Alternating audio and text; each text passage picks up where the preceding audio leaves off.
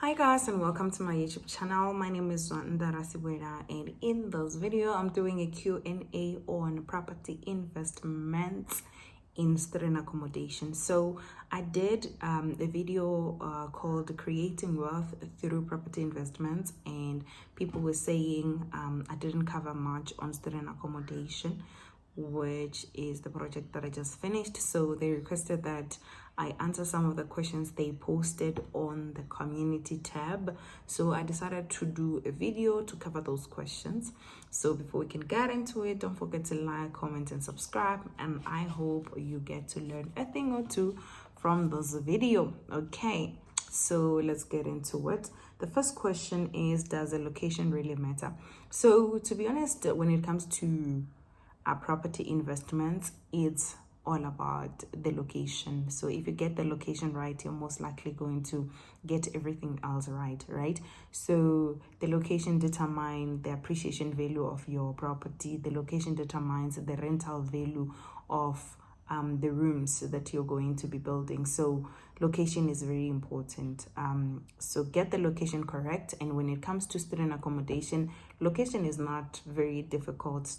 It's not very difficult to select, because student accommodation goes where there is students, of course, and then students are found around universities and college. So list all the colleges and all the universities and try to compare how different student accommodation around certain universities operate, so that you can choose around which university you are going to be doing your investments. Things that you want to look into is the initial sale of the house. What is the typical rental value, and how much maybe does NSFAS pay around that particular area?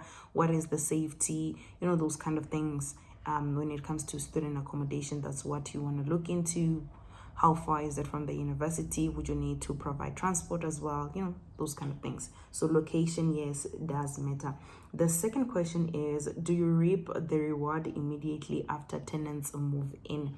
So this is a good question, because it's not in all property investments where you can break even from the get-go, right? So it's a good question. I'll speak on my own personal experience on this one. So around July, I had already gotten the keys to the house, and it was not renovated yet to make it 15 bedrooms. So it was just a couple of rooms in the main room and a flatlet, right?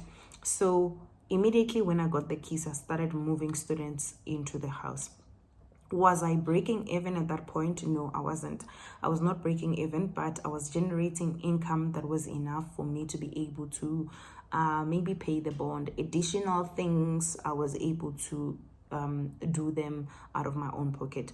So these made the process of renovating for me to be a priority. I wanted to finish that as soon as possible, so that I can start having a full house and I can start generating enough income to be able to break even.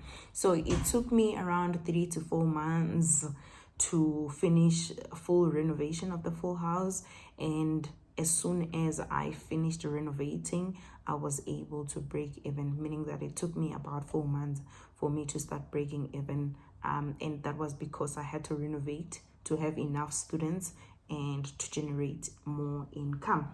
So the second question, and I think this was from the same person, she said, do you make profit as you may need to pay the bond for those who didn't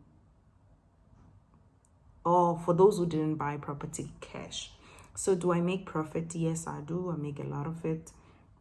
I think it's the beauty about multi-lets. So if you it might require a lot of capital from the get-go, but you're definitely going to make profit if you structure it correctly. So yes, I make profit. I'm able to cover the bond because I also bought it through the bank. Okay. The second question, this is the third, is the student accommodation cheaper, best to build from scratch, or to purchase an already standing property and renovate it? This is a good question. You have to decide this before you can even go start looking, right? Starting from scratch also means that you're gonna need more capital, right? It's a lot more difficult to get finance from the bank when a property is not built, like for a stand, it's a lot difficult, right, to just get financed for a building that is not there, right? It's much easier for you to get financed on a building that is already existing. So if you can get a bond for a building that is already existing, you will only need money for renovation. However, if you want to build from scratch, that means you need other financing institution, or you really need a convincing story to convince the bank to finance you. And I'm pretty sure they will not give you 100% on that, because it's a lot riskier. It's financing something which they cannot evaluate, so it's a lot more difficult. So building is nice, but also you have to think about, do you know service supplier, service provider who can give you a good quality building? So you really need to invest in making research to find out the people who can build you a good quality property that will sustain you long enough to be able to generate income and be able to use the same property to expand your portfolio in property. So which one is the best? Depends. If you have money, you can build. If you're looking to get finance from the bank and have little bit to renovate, then you can also do that. It's not a matter of which one is best. I think it's which one would work for you, considering the factors that surround this choice. Okay, so the other question is, what are typical monthly expenses? You have Wi-Fi, you have security, you have the bond, you have water, you have electricity, you have municipality, you have management fee, and I really encourage people to actually hire someone to manage, especially if it's a student accommodation. Students really need a lot more attention than, you know, like young adults or young professionals who are working. There's a lot of requirements coming from students. They need to ask this, they need to ask that, so they really need someone who can be answering that. To think that I still have my 9 to 5, I consider hiring someone so that I don't get to be the one answering those questions.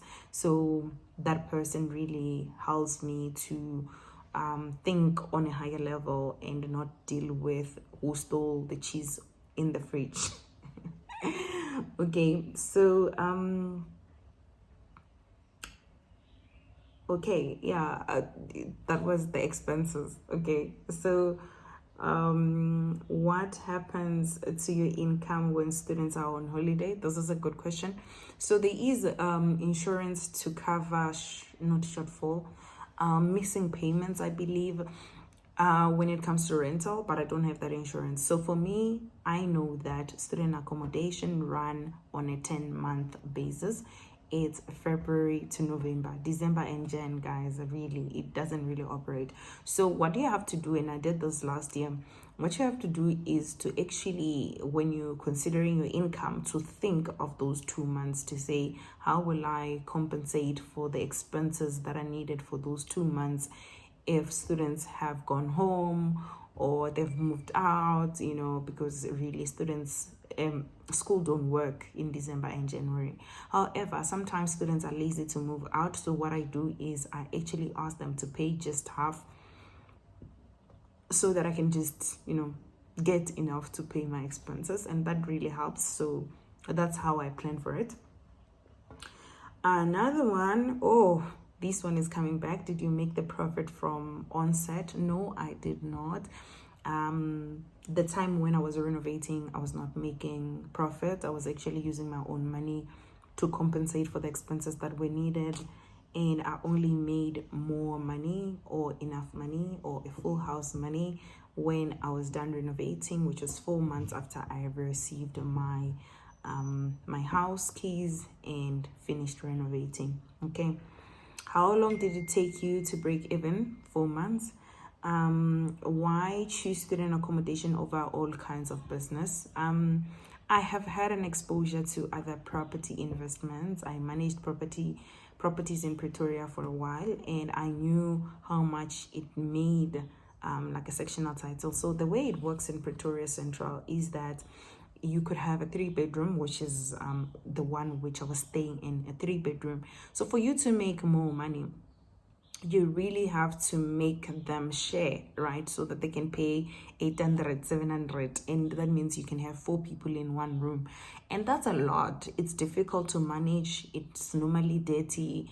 It makes people not to be accountable for the cleanliness of the house and the quality of the house. So it really doesn't work. Even then, you don't really make substantial income. So knowing what I know about that, I was like, you know what, I need to make money from the onset, and I really need to make a lot of it. So hence I moved into student accommodation. So the options that I had was multi-let or student accommodation, meaning that I wanted like units. I knew for sure that I wanted a lot of units that will accommodate more people. So I had 6 to 12 months of looking, and those were 2 things that I was looking for. I was looking to at least accommodate graduates or accommodate students. That's what I was looking for. So I looked close to industrial areas, I looked into universities. I really did a lot of looking, and I could look into houses and check, can it be convertible, can it be expanded. And yeah, that's the reason. I think, to answer your question, income was the biggest driver. I wanted to make good money. It doesn't sound right, but yes, it's true. So, and then what are the challenges you face when contracting? That's a brilliant question. To be honest, guys, like having to outsource services is such a painful thing. Imagine having to do renovation and the next thing you're building is cracking, right? The person that has done that has already been paid, and they left.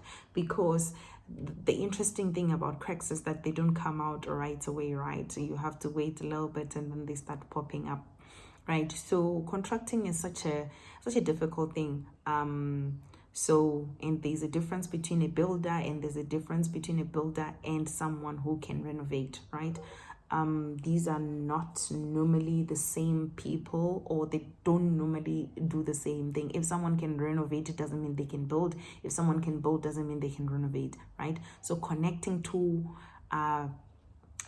bricklayers, I don't know what to call it, but a building that is already existing with a new layer of bricks is such a difficult thing to be able to do a nice joint that is clear and not visible, right? So you really need to make sure that you know where that person has already done their job, and you go and you see it. You ask, when did he do it, and was he with the same people who he is with now? Because you find that, yes, maybe the owner of the contract, the owner of the company knows what he's doing, but the people whom he contracts people from the streets, therefore they can mess it up for you. So also don't pay people in full. That was my challenge, by the way. So the way it happened, I gave him one job to divide the flatlet, right? And through the flatlet, I could see that he's capable of, he knows what he's doing, and I paid him, and I gave him the second phase, which was the garage. Garage was divided into three rooms. It was an extended garage. And then I was like, this guy is good. And then I gave him the third project, which he brought new people, and those new people started doing funny things. So you really need to be hands-on, so that you can, from the onset, say, I don't like that, that is not aligning. And then, that was my main challenge when it comes to contracting. But this guy knows his job. I've seen his work elsewhere, so you just have to be there so that you don't get to see that things are messed up like later on. So that was my challenge in contracting for services. Okay, so what do you wish you know or you knew before starting? So what I wish I knew before I started is actually the renovation costs. It's expensive to renovate, guys. It's really expensive. So what I did was I did my research. To be honest, I kind of made my estimation, but I underestimated the cost. I think I just relied more on the fact that I had cash. I was like, there's no way it can exceed the amount of cash that I had.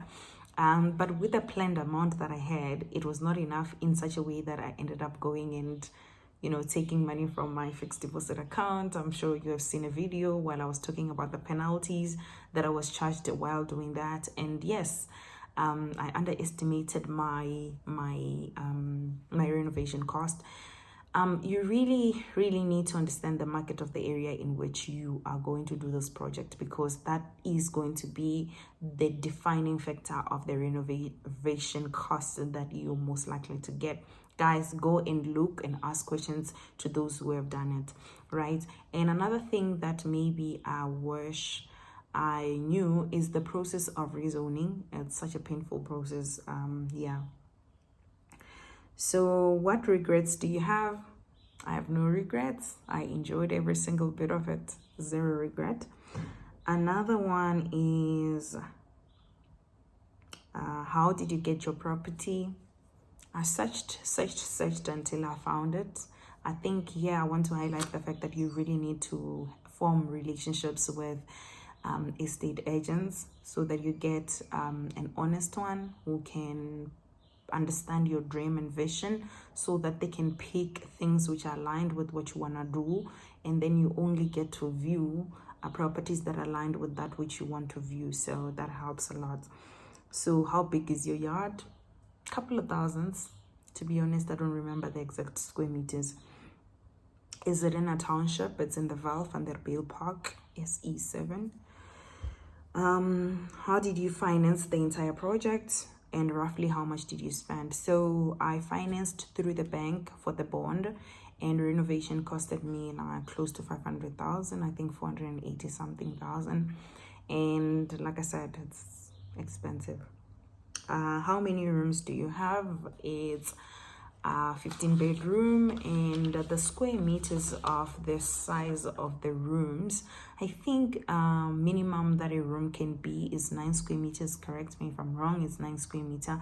It's stipulated, I think, somewhere there's something that stipulates that we have seen. Okay, which part was more expensive? Renovation is the part which was expensive. Secondly, finishing the house. You need beds, you need curtains, you need chairs, you need wardrobes, you need fridges, stoves, you need, that. So yep, that's it. I hope you guys enjoyed it, and if I missed anything, please ask questions on the comment sections and let's discuss. If you watch until the end, please give me a butterfly emoji. Thank you guys. I hope you subscribed. Cheers.